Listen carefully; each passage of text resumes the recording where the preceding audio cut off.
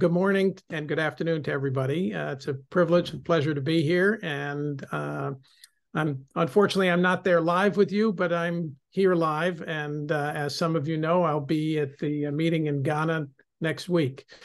So I put this talk together in the past for another meeting, and it's not a routine didactic lecture of the pituitary, but it's more I'm going to show cases as an unknown, and people can put in the chat their answer, and then we'll go over the case and all the alternatives and learn from that. So let me just go to the next slide here. So I've got to disclose, as was mentioned, that I'm a medical officer at Hyperfine.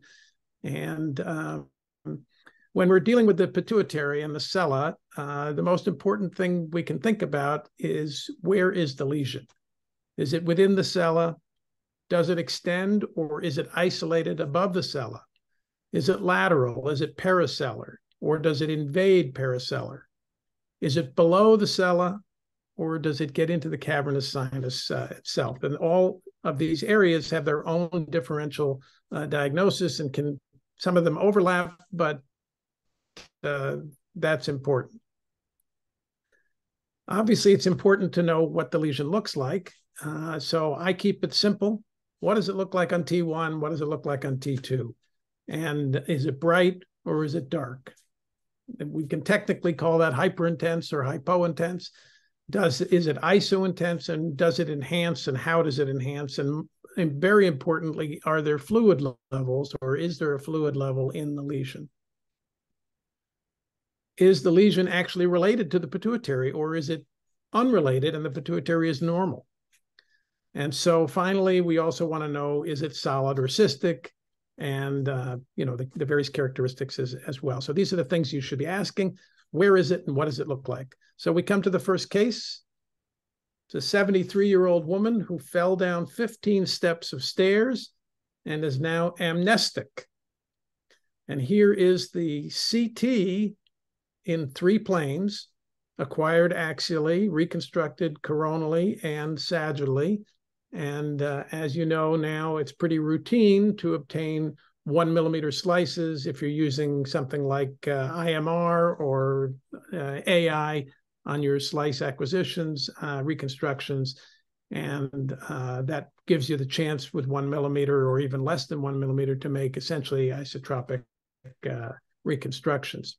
And the findings, I'll just go over, show us there's abnormal density here anterior to the pons, in the inner peduncular cistern, here and here.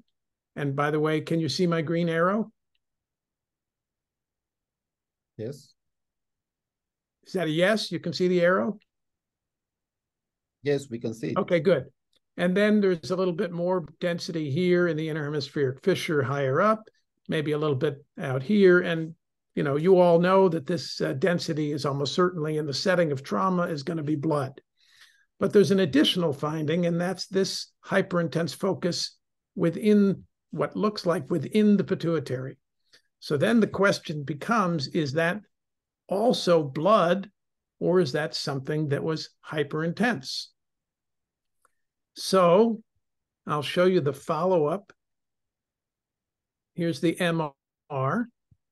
And you can see we have flare on the left and T2 on the right. And the flare shows a little bit of signal in the sulci, so probably a little bit of blood. A little bit maybe subdural on the left. Maybe a tiny little trace subdural on the right.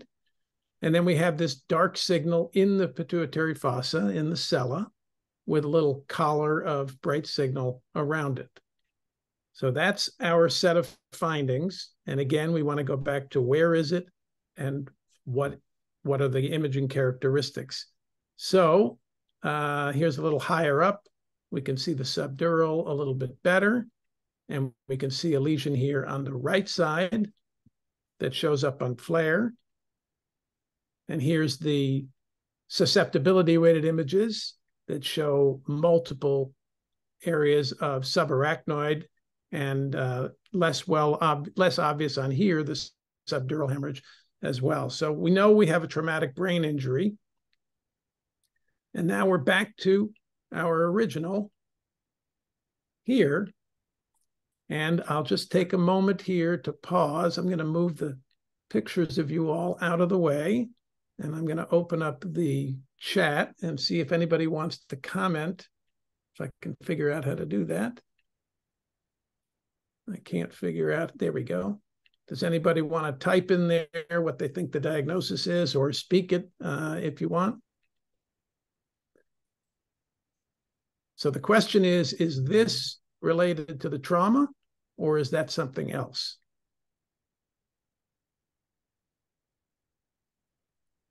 So I don't want to belabor the point, but here is 2 months later. So the blood is gone, and that lesion is still bright. Here's the original.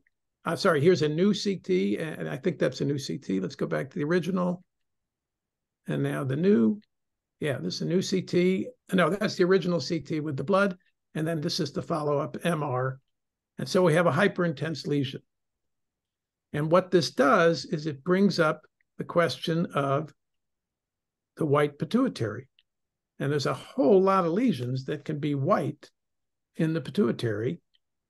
And one of them would be hemorrhage, as in traumatic hemorrhage, in which we would be wondering about in this case. But it turns out that's probably not the diagnosis.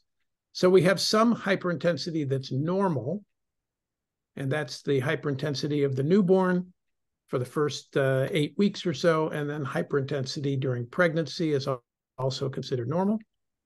And then we have Rathke's cleft cyst, which by now you've all figured out is probably what we're dealing with here. You could have a hemorrhagic Rathke's cleft cyst as well. That's a little bit unusual. Pituitary apoplexy, which this could have been, except on the delayed study, we would see resolution of that with essentially a cavity as the hemorrhage gets resorbed. Could be an incidental craniopharyngioma, but I think to have a patient with a craniopharyngioma and get into an accident, and a 73-year-old no less, I think we're really pushing the envelope. So it's probably not that. A hemorrhagic metastasis is certainly a possibility, but again, it doesn't explain the trauma. A thrombosed aneurysm could look exactly like that. Melanoma, metastasis to the pituitary is almost unheard of, but there are a few primary melanomas. And chronic liver failure, although you wouldn't see focal hyperintensity like that, you'd see more diffuse hyperintensity. So let's look at a few of these examples to try to learn from this case from what's a hyperintense pituitary. So here is a newborn, which has another diagnosis, but the pituitary is all bright in the newborn. And that's the only thing on the scan that's normal. Maybe not the only thing, but you can see this child, unfortunately, has cleft palate, cleft lip. And we see that the corpus callosum is not well defined. And we have this as we go to the, sorry, here we go. We go up higher, and we see that the anterior cerebral arteries kind of run along the bottom of the brain before they climb up. And they're way too far forward. In fact, there's only one. It's an azygous anterior cerebral artery. And there's two kinds of azygous, if you will. This is the true azygous, if you will. The other is where there's usually dominant one, and you only see one of them in where the green arrow would be. And the other one is usually atretic, or sometimes you have a true azygous there that eventually splits when it gets to the falx. But in holoprosencephaly, this is commonly what you see, is that the artery comes up at you and then heads posteriorly. And you can see, obviously, there's bridging of the hemispheres in this newborn with holoprosencephaly as well. So pituitary apoplexy, we mentioned, also gives you a bright pituitary. And there's a host of different etiologies. You can be a patient that's on bromocriptine, or have a patient that's on bromocriptine. You can have a patient that's had prior irradiation, and it can involute into itself. Trauma or surgery, certainly a possibility. Pregnancy, and then other things that can also cause bleeding or apoplexy. Typically, it's a headache or nausea. We always learn about the bitemporal hemianopsia, it turns out that's much less common. And the reason historically, and I see I have a typo here where I have the 20% twice, you only give this lecture 30 or 40 or 50 times before you find the typos. But anyhow, bitemporal hemianopsia is kind of the classic description, but that's because prior to the MR era, these lesions would only show up when they're very large because we didn't have a way of really identifying them very well, and we couldn't do thin slice reconstruction of CT in the beginning. So with MR, we now see much smaller lesions as well. So bitemporal hemianopsia is much less common than we thought in the overall, and that headache and nausea is much more common. MR is exquisitely sensitive for this, CT not so much. And in the MR, one of the tricks is to look for the fluid level. And of course, it's hard to remember that a fluid level in an MR is going to be vertical because the patient's laying on their back. It's most frequently seen in adenomas that are greater than 1 centimeter. Usually, if it's greater than 1 centimeter, we're talking about suprasellar extension. And although symptom-free post-surgery is 90%, nowadays, most surgeons will watch these so long as there is not bitemporal hemianopsia, and they will resolve on their own without having to have surgery. Here's one from bromocriptine. And you can see the lesion here is less than 1 centimeter. It's hyperintense on T1 in the sagittal and coronal planes. Here's another one. This is pre-GAD on the left, post-GAD in the middle and the right. So why does it look different? Well, first of all, post-GAD, GAD becomes the brightest thing on the scan, so hemorrhage becomes, or protein, becomes less bright relative to the GAD. So here's the GAD up in the pituitary that's splayed out, and the tumor itself, or the apoplexy in this case, is less prominent. Either way, you can see the fluid level, which is a little harder to see here. Maybe it's right there as well, but you can see the fluid level, obviously very difficult to appreciate in the coronal plane. So this is pituitary apoplexy. Here's yet another one. And this is a T1 and a flare. The flare is exquisitely sensitive to this. And you can see that this patient has 3 different signal intensities. So they have the bright, and then this super dark, and then a little bit less dark sediment down below on this. And if we enlarge that, we'd find that super dark in the middle and the dark, but not quite as dark at the dependent portion here on the flare sequences. So another case of pituitary apoplexy. They're not uncommon. This is now the same case, and this is with gadolinium. So everything, the bright signal again becomes less prominent compared to the gadolinium.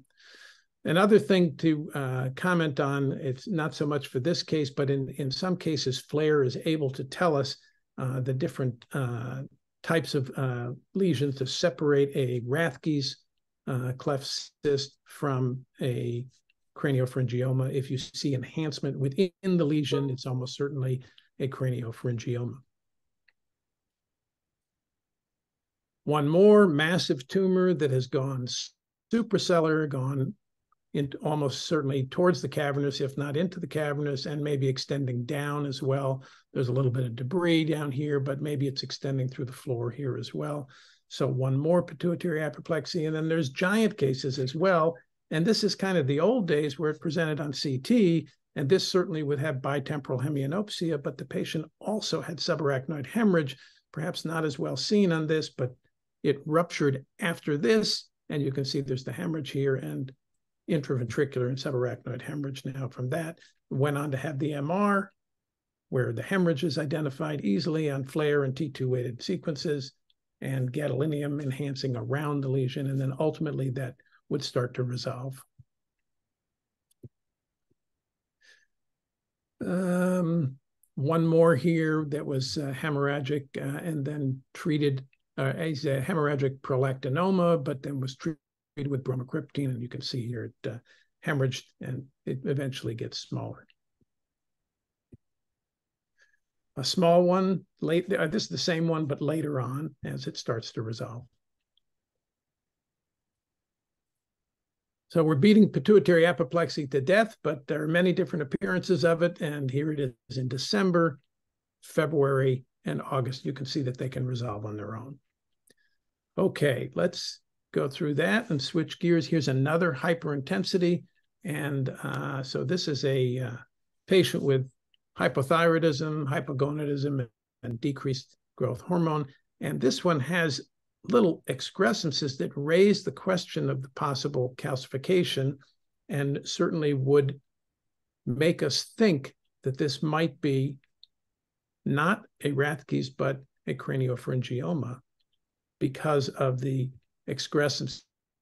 And now that takes us into the diagnosis of craniopharyngioma. This is the only truly intracellular one that I've ever seen. This was from 1988, so it was just as gadolinium was coming out. So this was done without gadolinium. There it is on T1, super hyperintense, and then on proton density. Some of you may remember we used to do a sequence called proton density. Now it's been superseded by flare and T2, and you can see the lesion here, hyperintense on both. But this really, when you see these irregular excrescences, should be suggesting to you that there's calcification and that this is probably a case of craniopharyngioma and not a Rathke's cleft cyst. Here's another one now more recently, an 11-year-old that I did see with a predominantly intracellular craniopharyngioma. So the previous one was from 1988. Here's the new diagnosis of a much newer lesion.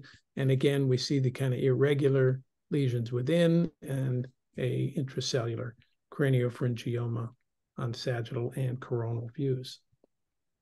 And here it is still with gadolinium.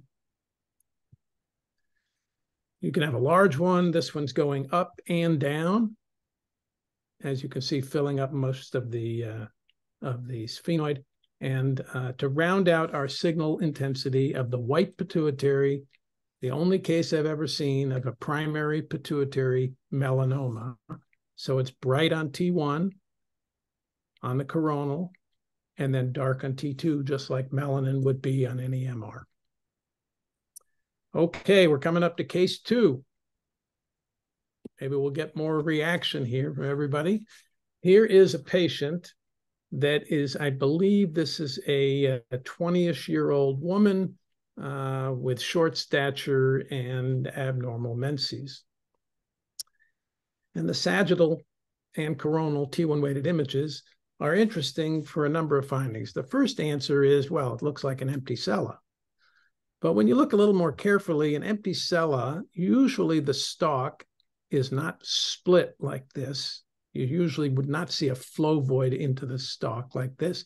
And the stalk is usually plastered posteriorly due to the pulsations through the diaphragma Sella, CSF pulsating and displacing things posteriorly, creating the empty Sella.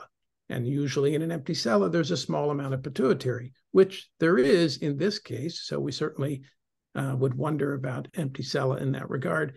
But there's another abnormality here, and that's this suggestion of a defect down here with abnormal tissue here, hanging down with fatty components in it, hanging down from the region of the Rathke's cleft canal. So where is it? It's intra and infracellular and raises the question of a defect in the bone. You have a differential diagnosis. We started with empty Sella. It's certainly an arachnoid cyst, another possibility. A Rathke's cleft cyst. Remember, a third of Rathke's cleft cysts are going to be hypointense on T1, not hyperintense, which is 2/3 of the Rathke's cleft. So that gives me pause to remind everybody, if a rule doesn't satisfy 90+ or more percent, quoting my friend Clyde Helms, the bone radiologist years ago, he used to say, if it's not 90% or better, the rule is pretty worthless. And so only 2/3 of Rathke's cleft cysts turn out to be hyperintense on T1 weighted images. And then lastly is the uncommon transsphenoidal cephalocele. Well, in fact, that's what we're dealing with, because there is a bony defect here through the craniopharyngeal canal. So right there, we know this is AB normal or abnormal. And here is a gradient echo gadolinium image, and you can see there's enhancement of the residual pituitary, and that's not uncommon. This is a very unique cephalocele in that there is not only tissue within it, which by definition there is with a cephalocele or encephalocele, but there is potentially functioning tissue within this cephalocele, and that's why this is not treated like other cephaloceles where you just surgically remove what's extending through the cephalocele and then close up the dura. In this case, you have to repack this above and make sure you're not sacrificing any usable or functioning tissue.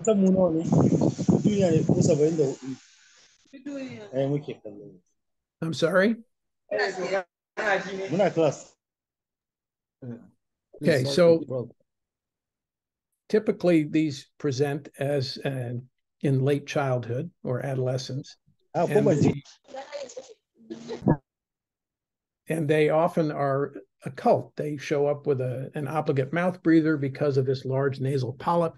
They can rupture and have CSF rhinorrhea, and almost certainly, by definition, they're going to have hypothalamic or pituitary dysfunction.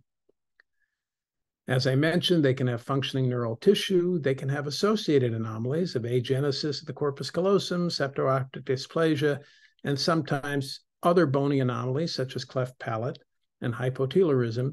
And again, unlike other cephaloceles, the surgery is more hazardous because we've got to make sure we don't damage the residual tissue or the optic pathway, which may also be herniating into the system, as we'll see in this case. So here's another cephalocele, much bigger, filling up the nasopharynx, not necessarily leaking yet, but you can see here's chiasm that's splayed wide open, and then all of this tissue is pituitary and stalk coming down in this patient. And so we have to be exquisitely careful about how to decompress this and reconstruct the floor of the sella because there is probable some functioning neural tissue. Now, while we're at it, this patient has steer horn ventricles, radiating sulci, and no evidence of corpus callosum, only this elongated lamina terminalis, typical of complete agenesis of the corpus callosum. And as I mentioned, they can be associated. Here's another one with agenesis of the corpus callosum, and this is in an adult. This is a 60-odd-year-old adult with a subacute stroke. Here you can see the T1 with laminar necrosis on the T1 weighted images, and then the glial response here on the T2, but straight lateral ventricles, elongated and kind of the colpocephaly type appearance of the lateral ventricles. And again, everything extending down into this obligate mouth breather at this late stage in life, and elongated lamina terminalis with maybe just a little hint of the lamina reunions that persisted in this. So this is about 99% agenesis of the corpus callosum. This is the coronal view, shows gadolinium enhancement of the MCA stroke, and again, the appearance of the agenesis of the corpus callosum and a little bit of enhancement of the tissue extending down into the pituitary, into the cephalocele. Now, this is the more typical appearance of the empty sella. So we're again dealing with the empty sella appearance. Now the stalk is posterior where it's supposed to be, and you can imagine that CSF is herniating through the incisura of the diaphragma sella and downward pressure on the pituitary itself. And here it is on coronal, and then again with enhancement of the pituitary tissue in that case. Most of those are incidental. Occasionally, you'll see them as a developmental anomaly. They can be essentially the consequence of a previous micro or macroadenoma. It can be from a pituitary infarct or from prior surgery, radiation, we pointed out before, and bromocriptine therapy, which could lead to an apoplexy, and then that resolves and you end up with an empty sella. So some mimics. Rathke's cleft cyst. Here's the hypointense Rathke's cleft cyst. Now, in the Rathke's cleft, in this case, you can see the pituitary is down where it's supposed to be. The sella is intact. We don't have any herniation below. We have normal air in the sphenoid sinus.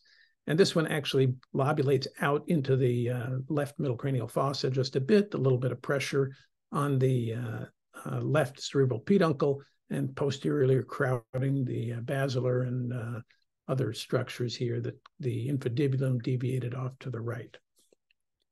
Here it is on post-contrast. You can see lobulating out and then bowing the infundibulum. And so you might wonder, well, maybe this is an epidermoid, and certainly an epidermoid would be in the consideration. More commonly than not, you'll see interstitial debris or signal intensity on the epidermoid, not necessarily, but commonly. And you would wonder about an epidermoid bowing the chiasm exclusively rather than wrapping around it and extending across. So Rathke's cleft, as I mentioned, 2/3 hyperintense. There is a differential depending on the signal intensity. If you see calcification, obviously you lean towards craniopharyngioma. And sometimes you will see thin edge enhancement on T1 on this or arachnoid cyst. It's probably not necessarily the wall. It could be, but it could be just some kind of chemical reaction of the arachnoid adjacent to it. You commonly see that on arachnoid cyst over the convexity. Underneath that, you'll see gadolinium enhancement of the meninges, which is just kind of a reaction to having it there. I mentioned earlier there should be no intra-substance enhancement on T2 flare, whereas a craniopharyngioma would likely have that unless it's a completely liquid craniopharyngioma. So here's a cranio, and I mentioned here you can see some enhancement, but this one is pretty subtle. And this is that article that refers to the contrast enhanced within the T2 flare. And you can see it's 9 out of 10 did not on the T2 flare, and craniopharyngiomas did have some enhancement on the T2 flare, whereas T1 weighted contrast, it was difficult to differentiate them. So here's one, for example, from the article, and you can see that there is some substance within. On the next picture right here, showing that you can have enhancement within the wall, not only within the wall, but within the substance. So this one turns out to be a Rathke's cleft. Sorry, so the pituitary, this is the pituitary pushed out of the way, but there is kind of a wall of enhancement, but not intratumoral enhancement like you saw on the other.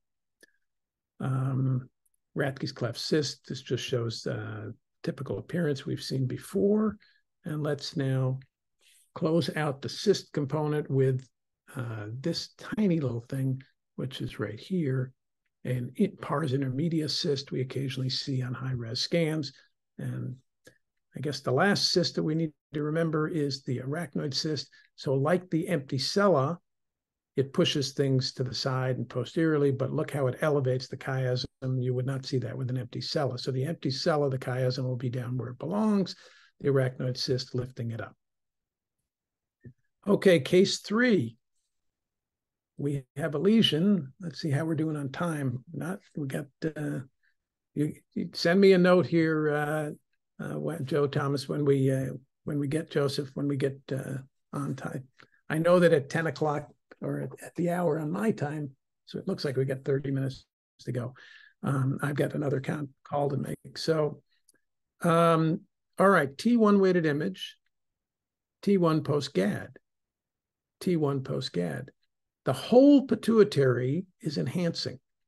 We don't see a discrete rim of enhancement with a sub or a hypointense, non-enhancing or lesser enhancing adenoma. This is the entire pituitary is enhancing.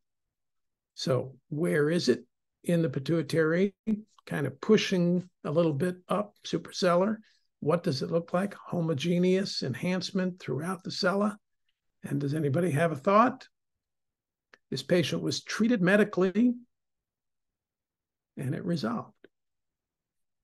And the answer is hypothyroidism. So this is a case from Mike Brant-Sawatsky, who many of you may know or remember. Remember meeting a neuroradiologist, and he shared this with me. So hypothyroidism, and there are several of these types of things that can push the pituitary into hyperdrive, and you get hypertrophy of the pituitary because it's working too hard. So you treat the patient and that resolves. So here you can see, as we often see in adolescence, the pituitary is kind of in overdrive, but you can have pituitary hyperplasia related to thyroid, pregnancy, Addison's, post-adrenalectomy, post-infectious, and then occasionally in other things like Turner's and Klinefelter's and the like.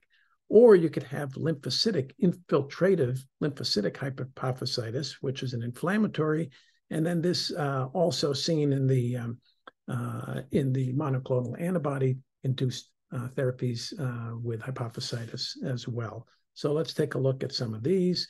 They're non-neoplastic, and they just enlarge the cells, and they're often reversible. Here's a patient with sarcoidosis, recurrent headache, and postpartum eclampsia and the like. And here is, we're going to see the timing. I think if I click, well, I thought there was a video on that, which there isn't, but this you can see early on the enhancement, and then later that will fill in. Let's see if we get another one here. This is supposed to be a dynamic pituitary. Oh, it is. There we go. So we see the enhancement from top to bottom in that case. And so pregnancy can mimic the same thing. And another case of pituitary hyperplasia in a young child. This was yeah. Okay, so it looks like we got one more, and that's this. And you can see the pituitary is bright, but it's enlarged. And this is a patient with, if I'm not mistaken, the video is not working.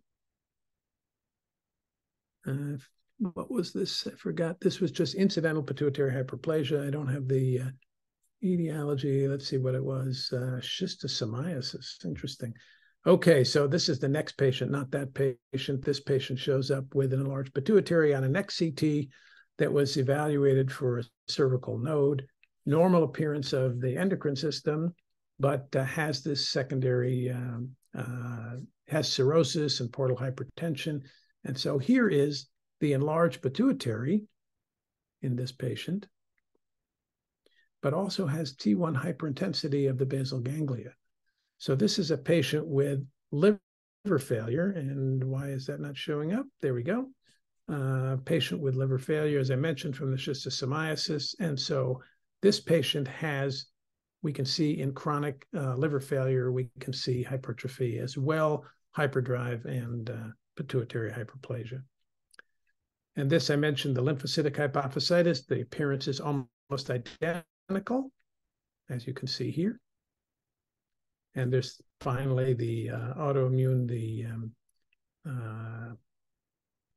the one that I mentioned here a minute ago from the monoclonal antibodies, exactly the same thing that we see, the enlargement of the pituitary.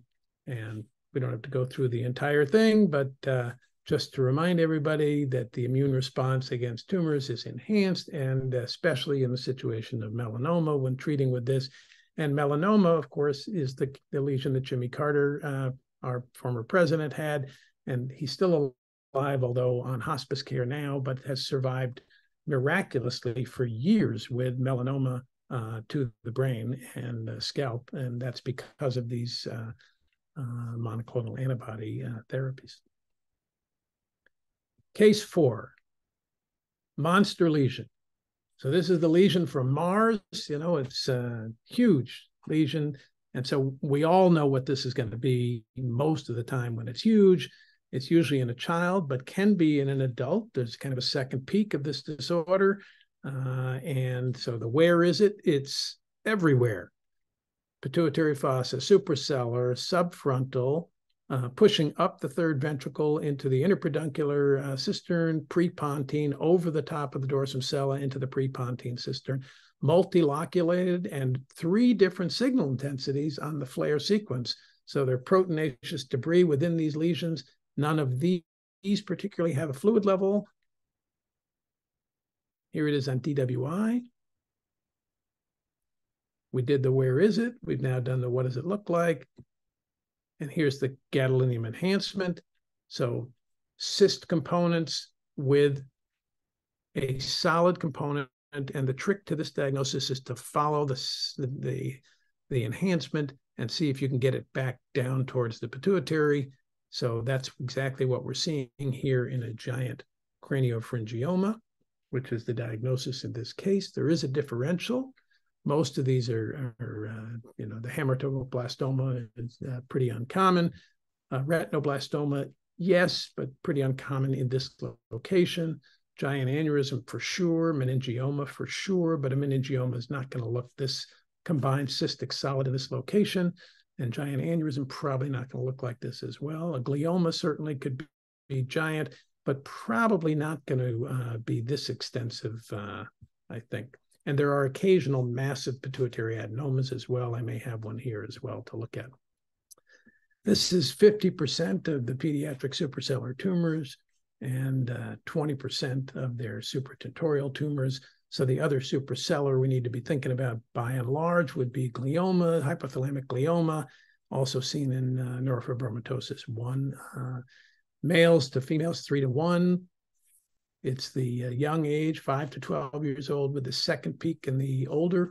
And we're going to see in a moment the differentiation between the adamantinomatous craniopharyngioma, which is seen in the young people, and the papillomatous papillary type craniopharyngioma in the older patients. Headaches, hydrocephalus, and diabetes insipidus are common. Here's a garden variety craniopharyngioma, and this one is both intracellular and suprasellar with enhancement. And again, notice how the enhancement begins to dominate and the previously bright signal becomes secondary. And that's just a mathematics setting of the barometer due to the bright signal of gadolinium. Everything is set against the most bright signal. Another craniopharyngioma, and these are kind of dime a dozen at some point. Again, I mentioned adamantinomatous is typically the pediatric one. Those are the ones that are largely cystic with solid components. They kind of have this machine oil, cholesterol, crystals, cysts, and they're fairly invasive tumors. They probably arise from the pars tuberalis of the pituitary and grow predominantly upward, but once they get up, then they can go anywhere, laterally into the middle cranial fossa, anteriorly into the subfrontal region, posteriorly up and over the dorsum sella, as we saw in that case. This is one that follows the 90% rules. 90% are calcified, 90% have cysts, and 90% enhance.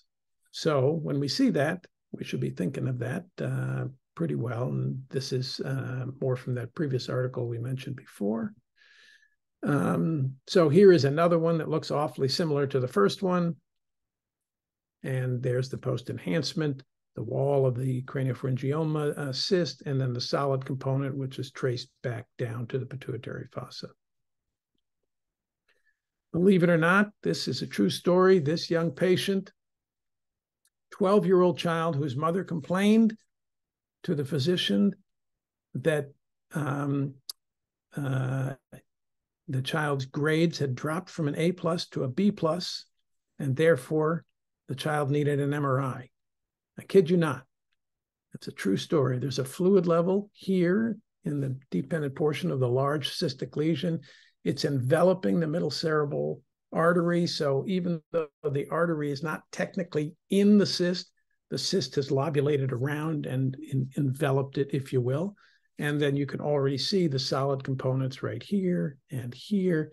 And of course, this is California, where everything is different than anything elsewhere in the world. And this is a true story about this 12-year-old whose mother complained about the grades dropping, and lo and behold, they found that craniopharyngioma. Here's another garden variety one on T1 and flare. Gadolinium, the reversal of the high signal, and coronal views. And I think one more, this may have been the same case with a CT showing the calcification.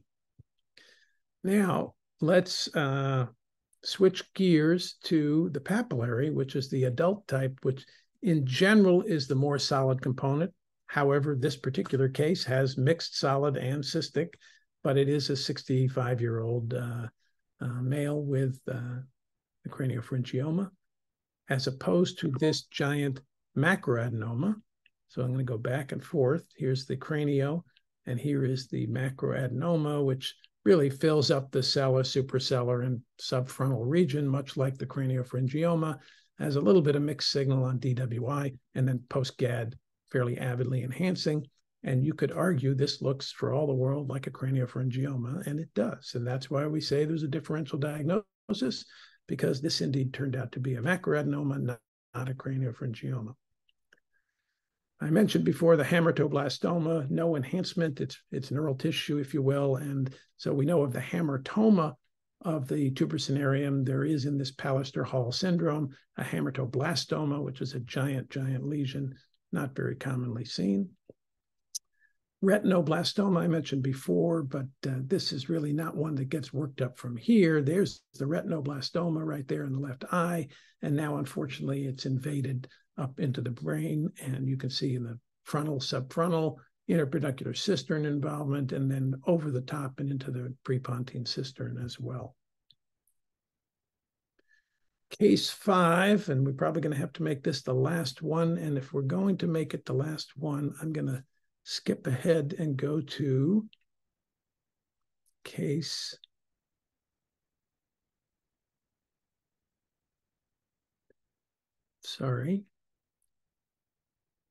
and give me one more second. And case 7. Okay, we'll do case 7, and maybe we'll get to case 8 as well. Okay, so we have a pituitary that looks a little bit prominent here, arguably heterogeneous enhancement. But more interesting is this bowed clivus with what looks like a lesion in the clivus and extending into the sphenoid sinus. It's heterogeneous post-GAD, probably enhancing a little bit, and then T2 extending forward. Where is it? What does it look like? We did that. Here's your differential of a bony lesion down there that's pushing the pituitary. We've seen a bunch of these already, the cranio and invasive pituitary adenoma. This one turns out to be a chordoma. My friend Pablo Villablanca at UCLA shared this with me. So this is pre and post-GAD in this case. And of course, chordoma is a notochordal remnant. Typical growth is anterior to posterior direction. And on T2, it's heterogeneous hyperintensity, thought to be related to the fossiliferous cell, as we saw in this case, the hyperintensity on T2 weighted images. The enhancement is seen, but it's typically a little bit less prominent than soft tissue tumors of some of the others that we'll look through here in a moment. So here is another chordoma from Dr. Villablanca versus, that was the same chordoma. And now we're going to switch gears. Here is one that shows a signal intensity that's T2 bright, also evident, not particularly bright on DWI. And this is not a chordoma, but this Accordia fissilifera, and that's a remnant there that is benign sitting within the clivus. You'll see it on the CT. You can tell that it's been there for a long time because of the hyperintense rim on CT, which would not be seen on a chordoma because you'd be eating bone as opposed to something being there benign for a long time. And this is the same type of thing right here. And here's one that's actually right there, as opposed to a chordoma where it's eating the bone.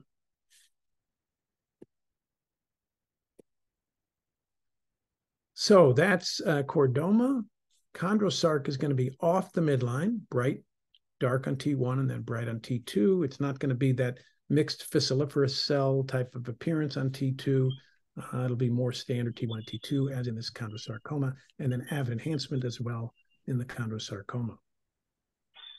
Petrous apex chondro, another case on the opposite side with enhancement.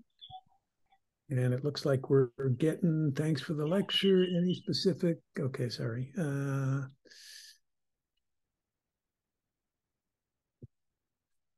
Okay, so I got one or two similar here, like a lymphoma, differential, eating the bone alive, extending out to the middle cranial fossa, and a prolactinoma that has gone absolutely berserk.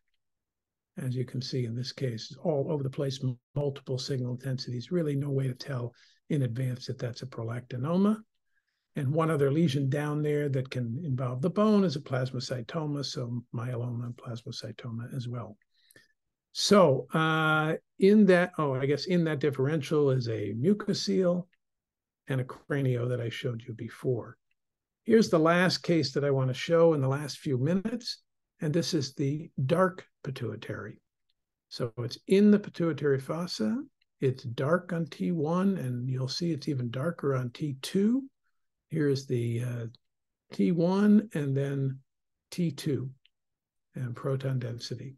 So this is hemosiderosis, and hemosiderosis also involves the choroid plexus, which gets awfully dark by deposition of the hemosiderin, and also hemochromatosis, where the liver has gone berserk and the adenohypophysis is dark. So there is a differential. Let's go back to here. So it's pneumatization and vascular lesions. So in the last minute or two, I'm just going to show you a couple of vascular lesions.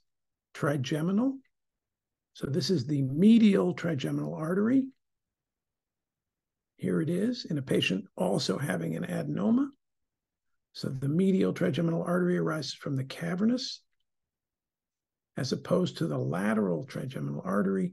This is the medial that comes through the dorsum sella, as opposed to the lateral that comes out laterally and comes back like a hockey stick to go find the basilar artery. Here's where it arises, kind of pre-cavernous. There's the cavernous carotid. This is the pre-cavernous terminal portion of the petrous carotid. And here it is medial. Why is this? There we go. Oops. The medial cavernous version. There it is. This would be the flip side now, because we're looking down on a 3D turbo time of flight angio. And then I'll show you, here's the lateral on CT. Oops, we switched over to an aneurysm. This is what I want to show. This portion, which by the way has an extra aneurysm that we normally wouldn't have. I think with that, I'm going to call it a day because we're coming up on the hour, and I will ask if anybody has any questions here. Let me see what time it is. We got 5 minutes or so, and I'm going to pause this, stop share, and see how we're doing.